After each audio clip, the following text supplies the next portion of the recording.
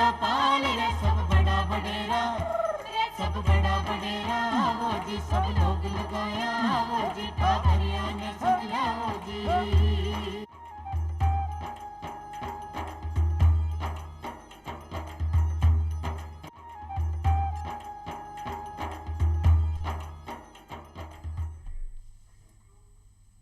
चौपाल का सगला दर्शकन है राम राम। भारत विविध धर्म, आस्था और संस्कृति को देश है। भारत में हर दिन कोई न कोई त्यौहार मनाया जाए और प्रत्येक भारतीय अपने धर्म के त्यौहार ने बड़े ही हर्ष और उल्लास के साथ मनावे। लेकिन कुछ त्यौहार यान का है जो प्रत्येक भारतीय के लिए बहुत ही महत्वपूर्ण है और जिन्हें वे बड़े ही हर्ष, उल्लास, मान और सम्मान के साथ मनावे है। 26 जनवरी भी एक यान को ही ऐतिहासिक दिन है जिन्हें प्रत्येक भारतीय, चाहे वो कोई भी धर्म, जाति या संप्रदाय को हो, बड़े ही देशभक्ति, देश प्रेम के साथ लोथपोथ हुर मनावे है। आज़ादी के बाद 26 जनवरी ने आपनो संविधान लागू हुई। भी संविधान में सभी नागरिकों ने मौलिक अधिकार दिया गया और आज री चौपाल के मायने आप गणतंत्र दिवस पर ही बातचीत करशा। और बातचीत करवा खातर आपने सारे जो मेहमान पधारा है वे है डॉक्टर कपिल कुमार आनंद जी, जो कि सहायक प्रोफेसर है राजनीतिक विज्ञान में। कपिल जी, माँ के कार्यक्रम में आपको बहुत बहुत स्वागत है और माँ के दर्शकों के साथ साथ आपने भी गणतंत्र दिवस की बहुत बहुत बधाई हो। अलकेश जी, आपको और चौपाल देख रहे सभी दर्शकों को गणतंत्र दिवस की बहुत बहुत शुभकामनाएं। कपिल जी, आप हम बात करें हाँ गणतंत्र दिवस पर 15 अगस्त में आपनो देश आज़ाद हुई। आज़ादी के बाद 26 जनवरी 1950 ने आपनो संविधान बन्यो और अपन गणतंत्र दिवस मनावा लग गया। तो गणतंत्र दिवस को अर्थ का ही है, गणतंत्र को अर्थ का ही है, वो आप मार्गदर्शिका ने बताओ। अलकेश जी, मैं गणतंत्र का आपको अर्थ बताऊं उससे पहले मैं आपको और हमारे जो दर्शक जो प्रोग्राम को देख रहे हैं उन्हें मैं बता देना चाहता हूं कि जनवरी का जो महीना है इसमें हमारे जो महापुरुष हुए हैं हमारे भारत के, उनका जो है जन्म जयंती और उनकी पुण्यतिथि भी मनाई जाती है। और इसके साथ साथ जो है और भी बहुत सारे जो है त्यौहार मनाए जाते हैं। अगर मैं जन्म जयंती की बात करूं तो हमारे जो विवेकानंद जी हैं उनकी जो जन्म जयंती है जिसे पूरा भारत जो है वो राष्ट्रीय युवा दिवस के रूप में मनाता है। इसके साथ साथ अभी थोड़े समय पहले भारत सरकार ने जो ये तय किया है कि जो हमारे नेताजी सुभाष चंद्र बोस जो हमारे थे, उनकी याद में जो उनके जन्मदिन पर 23 जनवरी को जो है प्रतिवर्ष पराक्रम दिवस के रूप में जो है मनाया जाएगा। इसके साथ साथ अगर मैं पुण्यतिथि की अगर बात करूं तो आप देखें कि राष्ट्रपिता महात्मा गांधी की जो पुण्यतिथि है वो 30 जनवरी को मनाते हैं। साथ में जो हमारे प्रधानमंत्री जी जो लाल बहादुर शास्त्री जी हुए हैं उनकी 11 जनवरी को पुण्यतिथि उनकी मनाई जाती है। इसके साथ साथ ये त्यौहार की यदि हम बात करें तो आप देखें कि कितने त्यौहार हैं, विविधताओं से भरा हुआ हमारा भारत है। बिल्कुल। और उसमें हम देखते हैं कि 13 जनवरी को पूरा भारत जो है वो लोहड़ी का जो त्यौहार बड़े हर्षोल्लास के साथ मनाता है। मकर संक्रांति का जो त्यौहार है वो पूरा भारत बड़े जोश के साथ में जो है इसको मनाता है। अगर हम बात करें तो 24 जनवरी को जो है राष्ट्रीय बालिका दिवस मनाया जाता है। हम देखें कि हमारी जो सरकार है, भारत सरकार है, वो बेटी बचाओ बेटी पढ़ाओ योजना को कितना प्रोत्साहित कर रही है, वो बेटियों को आगे आने के लिए प्रेरित कर रही है। इसके साथ साथ अगर हम बात करें तो राष्ट्रीय मतदाता दिवस जो है वो 25 जनवरी को मनाया जाता है।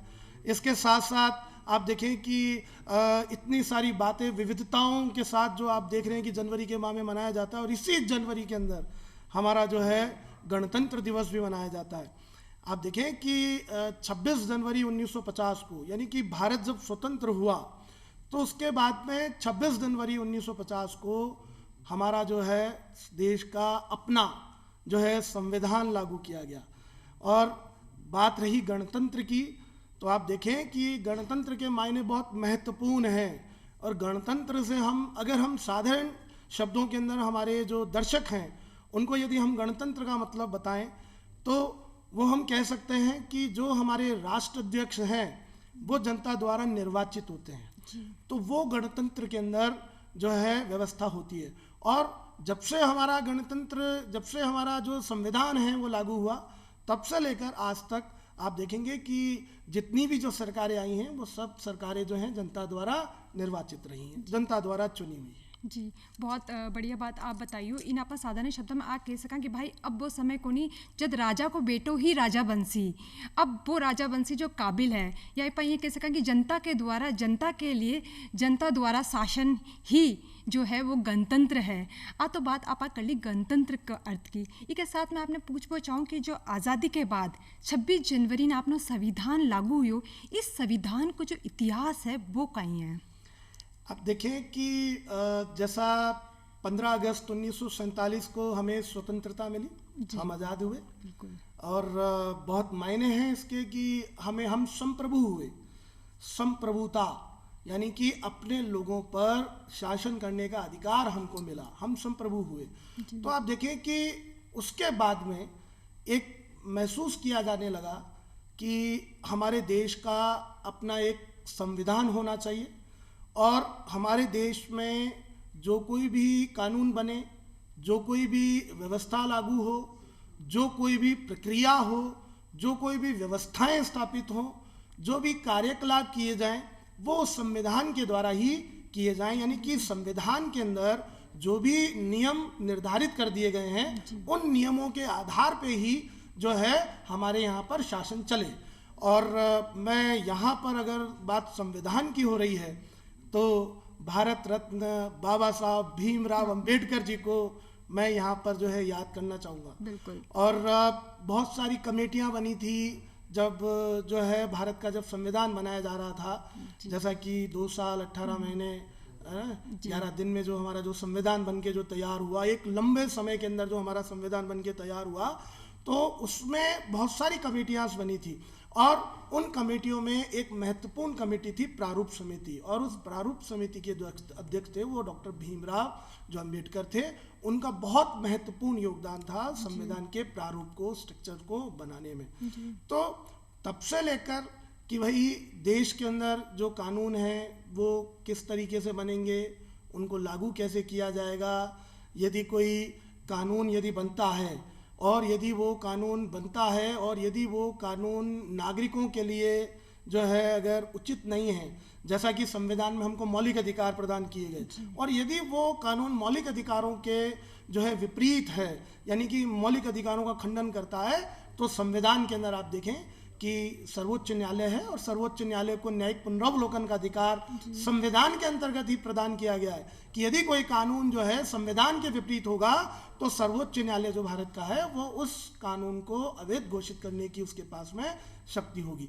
तो इतिहास हमारा जो है वो बहुत लंबा इतिहास रहा है, और निश्चित रूप से जब हमें स्वतंत्रता मिली तो हमें हमारा ही संविधान जो चाहिए था, जिस संविधान में हमारे नागरिकों को अधिकार प्राप्त हो, हमारे नागरिकों को आगे बढ़ने के लिए उनको प्रेरणा मिले, नागरिकों का मनोबल बढ़े, ठीक है, नागरिकों को सीखने को मिले, इसलिए जो है ये सब जो व्यवस्थाएं हैं ये इसके अंतर्गत की गई। जी बिल्कुल सही बात है कि आपने जो संविधान है बिने बनवा में 2 साल 11 महीना और 18 दिन को टाइम लाग्यो, और जो बाबा साहब है वे ही और वहाँ की टीम ही इकी नींव रखी।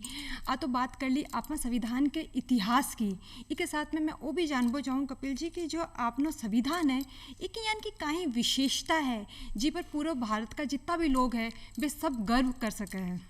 अलकेश जी ये बहुत अच्छा सवाल आपने किया है, और हमारे चौपाल देख रहे जो दर्शक हैं, और ख़ास तौर से मैं चौपाल के जो युवा दर्शक हैं, मैं उनको ये बताना चाहता हूँ, और उनके लिए भी ये बहुत महत्वपूर्ण है क्योंकि वो भारत के नागरिक हैं और उन्हें जो है ये जो संविधान की जो विशेषताएं हैं उनको पता होनी चाहिए।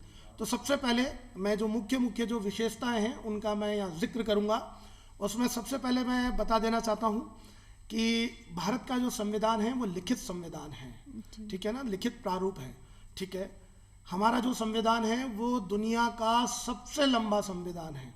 आप देखें कि हमें इस पे गर्व होना चाहिए कि हमें इसके बारे में ये भी जानना चाहिए कि जो हमारा संविधान लंबा संविधान है इसके पक्ष में, और इसको जो इसके पक्ष में मैं आपको ये बताना चाहता हूँ इसकी जो विशेषता खास तौर से कि हमारा जो संविधान है, हमारे संविधान में जैसा कि भीमराव अंबेडकर जी का नाम अभी मैंने लिया था, या और जो संविधान निर्माता रहे जिनका योगदान रहा, कि हमारे संविधान निर्माताओं ने किसी भी विषय को संविधान में छोड़ा नहीं। उन्होंने समस्त विषयों को जो है लिपिबद्ध किया।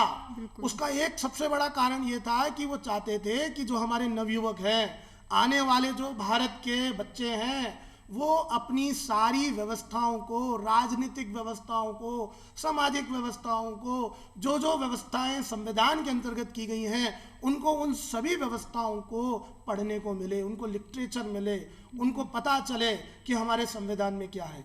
क्योंकि इसको मैं बहुत अच्छा मानता हूं कि हमारे देश का जो संविधान बहुत बड़ा है, यानी कि संविधान निर्माताओं ने सभी व्यवस्थाओं को संविधान में इंगित किया है।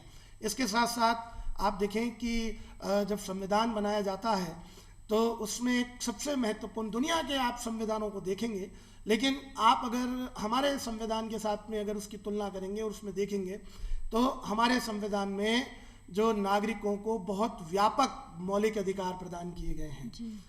तो अगर मुख्य रूप से अगर देखें कि स्वतंत्रता का अधिकार है, समानता का अधिकार है, ठीक है, हर प्रकार के कोई जाति धर्म कुछ नहीं, हम सब एक हैं। हमारे कहते हैं ना कि विविधताएं तो हैं, लेकिन झंडा हमारा तिरंगा प्यारा एक ही है, हम सब एक ही हैं।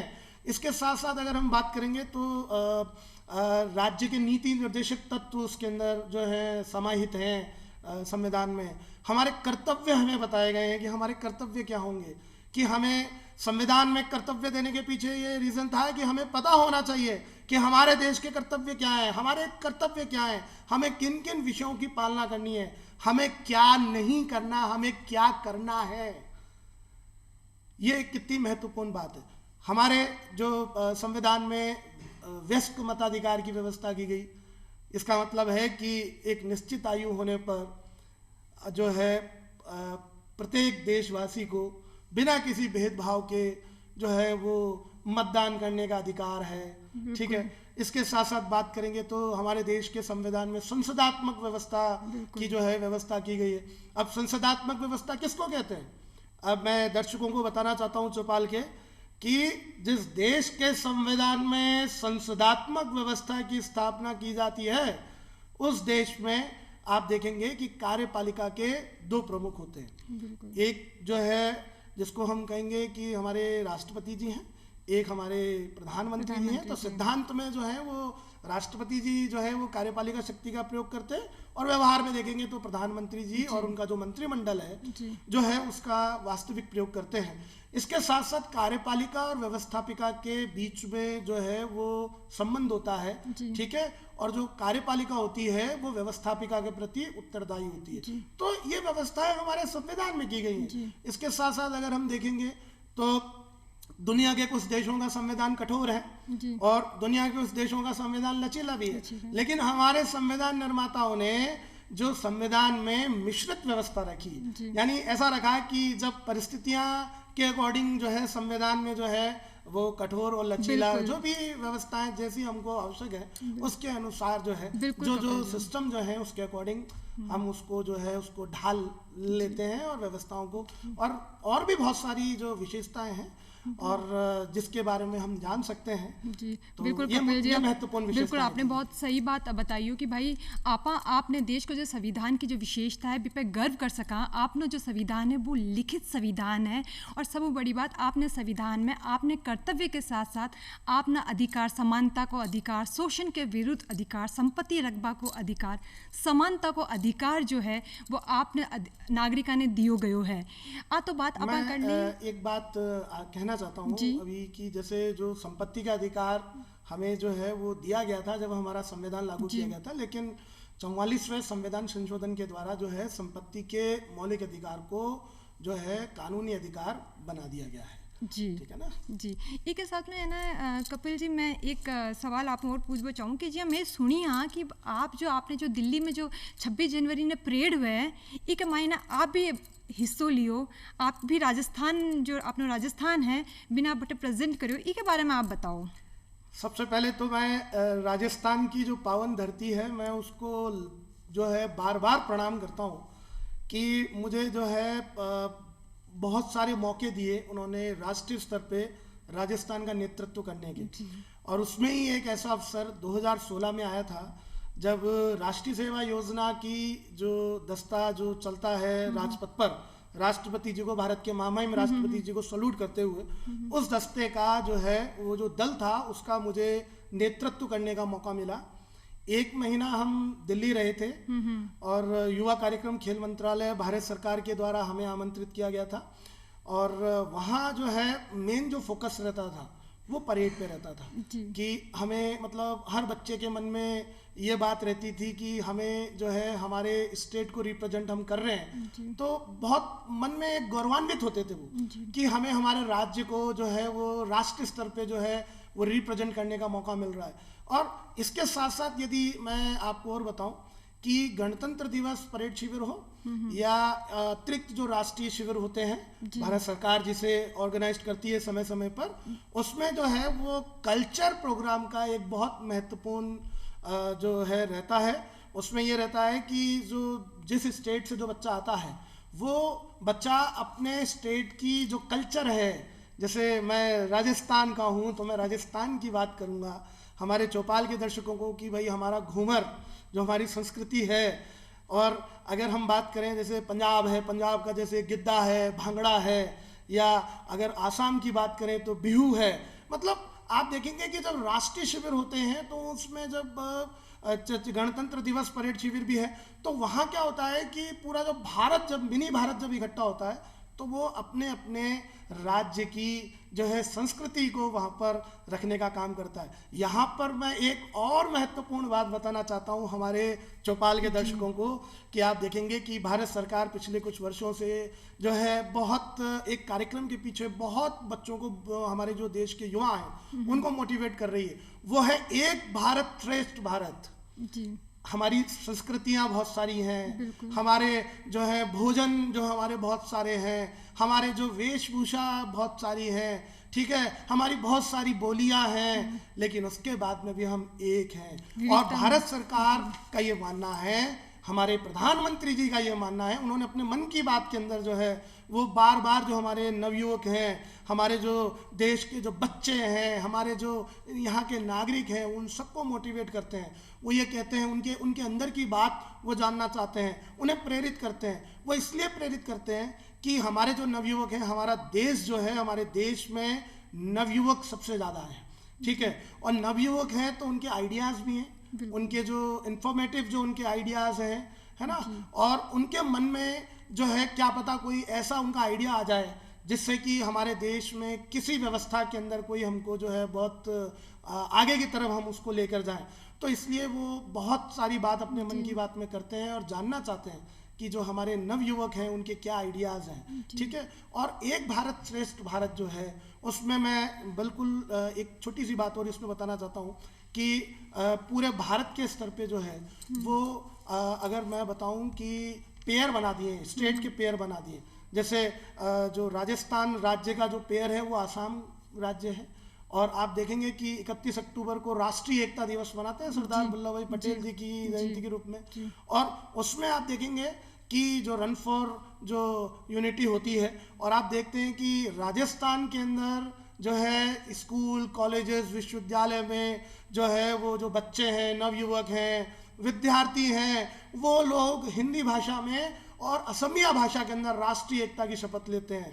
और आसाम के अंदर जो है वो असमिया भाषा के अंदर और हिंदी भाषा के अंदर जो है वो राष्ट्रीय एकता। बिल्कुल कपिल जी, आप मतलब आप साक्षात देख रहे हो कि विविधता में जो एकता है वह काई है।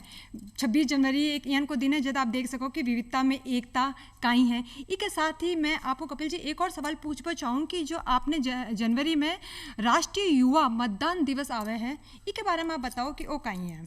देखिए, जैसा कि अभी अलकेश जी मैंने मेरे बात में आपको बताया, हमारे दर्शकों को बताया कि भारत में युवा सबसे ज़्यादा है, ठीक है। और अगर युवा ज़्यादा हैं तो उनको क्या है कि प्रेरित करने के लिए, उनको आगे बढ़ाने के लिए, और दूसरी बात जो हमारे युवा यदि शिक्षित होंगे, हमारे युवा यदि किसी विषय को जानेंगे तो वो जन जन तक जो है इस बात को पहुंचा सकते हैं। तो 25 जनवरी को पूरा भारत जो है वो राष्ट्रीय मतदाता दिवस मनाता है। इसके पीछे प्रयोजन ये है कि हमारे जो युवा हैं वो जो है ज़्यादा से ज़्यादा इस विषय में सीखें और वो प्रेरित करें, वो सिखाएं हमारे लोगों को, क्योंकि बहुत बार देखा जाता है कि जिस दिन मतदान होता है उस दिन बहुत सारे लोग जो हैं वो मतदान नहीं करते हैं, ठीक है। तो उन्हें प्रेरित किया जाए, क्योंकि ज़्यादा से ज़्यादा, क्योंकि देखिए लोकतंत्र में, जनतंत्र में जनता संप्रभु होती है, बिल्कुल, ठीक है। और जनता यदि संप्रभु है यानी कि शासन की बागडोर जनता के हाथ में, जनता तय करती है कि सरकार किसकी होगी। तो जब जनता ज़्यादा से ज़्यादा बढ़ चढ़कर जो है अगर अपने मताधिकार का प्रयोग करेगी, राजनीतिक अधिकार का प्रयोग करेगी, तो क्या होगा, एक सशक्त और मजबूत सरकार जो है वो सत्ता में आएगी। और उसके आने से क्या होगा, आप देखते हैं कि देश भी आगे बढ़ेगा। अगर देश में मजबूत सरकार है तो क्या होगा, सारा ध्यान हमारे विकास पे लगेगा, चाहे आंतरिक विकास हो चाहे बाह्य विकास हो। बिल्कुल, तो इसलिए ये महत्वपूर्ण बात है। बिल्कुल। और मतदान बहुत ज़रूरी भी है, क्योंकि जनता के द्वारा ही जब शासन चुने जाए तो जनता ने अपने अधिकारों को पूरा फ़ायदा उठाना चाहे, क्योंकि एक एक मत बहुत ज़्यादा महत्वपूर्ण है, इसलिए मतदान करना बहुत ज़रूरी है। और इसके साथ में मैं आपको एक और चीज़ पूछना चाहूँ कपिल जी, कि जो अभी आप युवाओं की बात करी हो, तो जो अपना दर्शक युवा जो कार्यक्रम देख रहा है, वह आप आज 26 जनवरी गणतंत्र दिवस पर कई संदेश देवो जाओ। देखिए, चौपाल के जितने भी दर्शक हैं, नवयुवक हैं, और इसके अतिरिक्त भी जो और दर्शक हैं जो इस सब प्रोग्राम को देख रहे हैं, उनको मैं एक ही बात कहना चाहता हूँ कि 26 जनवरी में जब भी आप इसका त्यौहार मनाएं, गणतंत्र को मनाएं, तो आप केवल और केवल ध्वजारोहण तक ही आप सीमित ना रहें। आप इस दिन कुछ ऐसा नया सीखें, कुछ संकल्प लें। और मैं एक बात कह सकता हूं कि आप अपने घर में रहकर, आप अपने राज्य में रहकर, जिले में रहकर, विद्यालय महाविद्यालय में रहकर भी आप देश की सेवा कर सकते हैं। आप संकल्प लें। हमारे जितने भी जो महापुरुष हुए हैं, जिनका योगदान रहा है हमको स्वतंत्र करवाने में, या हमारे संविधान के निर्माण में जिनका योगदान रहा है, या जिन्होंने बलिदान किया हमारी को स्वतंत्र कराने में, जैसा कि थोड़ी देर पहले मैंने पराक्रम दिवस के लिए भी आपको बताया था। तो आप क्या करें कि जितने भी हमारे ये महापुरुष हैं, इनकी जो कहानियां हैं, इसके ऊपर आप नुक्कड़ नाटक करें और आप पूरे लोगों को प्रेरित करें, उन्हें सिखाएं, उन्हें बताएं। इसके साथ साथ आप संकल्प लें कि मैं वृक्ष लगाऊंगा, मैं स्वैच्छिक मतदान जो रक्तदान करूंगा, मैं जो है मतदान जो है इसकी जागरूकता के लिए काम करूंगा, मैं स्वच्छता के लिए काम करूंगा। स्वच्छता का मतलब साफ सफाई नहीं है, स्वच्छता का मतलब है आपके अंदर की विकृतियों को भी दूर करना। इसके साथ साथ और भी जो विकृतियां हैं, या समाज को, देश को आगे बढ़ाने के लिए जो भी संकल्प हो सकते हैं, मैं अपने माता पिता की सेवा करूंगा, मैं देश से प्रेम करूंगा, ये जितनी भी बातें हैं ये आप करने की जो बात करें। और मैं यहाँ पर जो है आपको मोटिवेट करने के लिए 2 लाइनें जो है वो कहना चाहता हूँ कि कौन पहुँचा है अपनी आखिरी मंजिल तक, कौन पहुँचा है अपनी आखिरी मंजिल तक, हर किसी के लिए थोड़ा सा आसमान बाकी है। और कौन कहता है उड़ने की शक्ति नहीं तुम में, मैं कहता हूँ, अलकेश जी कहती हैं, आपके माता पिता कहते हैं, आपके सभी टीचर कहते हैं, पूरा भारत कहता है, आपके पंखों में बहुत सारी जान बाकी है, आपके पंखों में बहुत सारी जान बाकी है। कपिल जी, बहुत ही बढ़िया, बहुत ही खूबसूरत और बहुत ही है ना मोटिवेट कर वाली लाइना जो है आप माँ के दर्शका ताई बोलियो, माँ का जो युवक कार्यक्रम देख रहे हैं बात नहीं बोलियो। मेरे मन में एकदम एक बात और आई है, जी मैं अपना बार सवाल पूछो, आप उत्तर दे रहा, तो मैं एक चीज़ देखी कि आप क्यों कि भाई युवाओं ने प्रेरित करवा के आप बात कर रहे हो, तो जी मैं सुनी हूँ कि आप भी इनका बहुत सारा कार्यक्रम कराया हो युवाओं ने प्रेरित करवा खातर, वह कार्यक्रम के बारे में एक माँ के दर्शका ने बताओ आप। मैं काफ़ी लंबे समय तक जो है वो राष्ट्रीय सेवा योजना का कार्यक्रम अधिकारी रहा, और उस नाते मेरे को युवाओं के साथ जुड़ने का मौका मिला, और उस नाते भारत सरकार की, स्टेट गवर्नमेंट की जो योजनाएं हैं उनको जन जन तक पहुंचाने का काम किया। जैसे स्वच्छता की बात है, बेटी बचाओ बेटी पढ़ाओ योजना की बात है, या महिला शिक्षा की बात है, मतदान जागरूकता की बात है। इसके साथ साथ यदि अपन बात करेंगे तो और भी जो जागरूकता की जो है, जैसे रक्तदान है कि भाई ज़्यादा से ज़्यादा जो है रक्तदान किया जाए, क्योंकि जीवन दान सबसे बड़ा दान है। बिल्कुल। ठीक है, वृक्षारोपण, क्योंकि आज पूरा दुनिया के अंदर अगर आप एक नज़र दौड़ाएंगे तो ग्लोबल वार्मिंग की प्रॉब्लम है। जी सर्दी में ठंड नहीं पड़ती, गर्मी में गर्मी नहीं पड़ती, बरसात में बरसात नहीं होती। बिल्कुल। ये जो समस्या है ग्लोबल वार्मिंग से हो रही है। जी। और इसका उचित जो रोकथाम है वो हो सकता है कि जब हम ज़्यादा से ज़्यादा जो है वृक्ष लगाएंगे, मिट्टी के कटाव को रोकेंगे, ज़्यादा से ज़्यादा बरसात होगी, तो क्या होगा कि ये जो सारा का सारा जो सिस्टम बिगड़ा हुआ है, ये सारा सिस्टम अपने आप धीरे धीरे सही होगा। तो हमारा देश युवाओं का देश है और हमको जो है देश हित में जो है इन सभी कामों को करना चाहिए। बिल्कुल। देश हमें देता है सब कुछ, हम भी तो कुछ देना सीखें। बिल्कुल, क्या बात है कपिल जी, आप वहाँ के कार्यक्रम में पधारा और गणतंत्र दिवस पे इतनी बढ़िया बातें जो है वहाँ के युवकों आप करी हो, वहाँ के कार्यक्रम में पधारवा खातर आपको बहुत बहुत धन्यवाद। दर्शक, आज की चौपाल में बस इतना ही, फिर मिलशा एक नई चौपाल में एक नए विषय के साथ। राम राम सा। राम राम।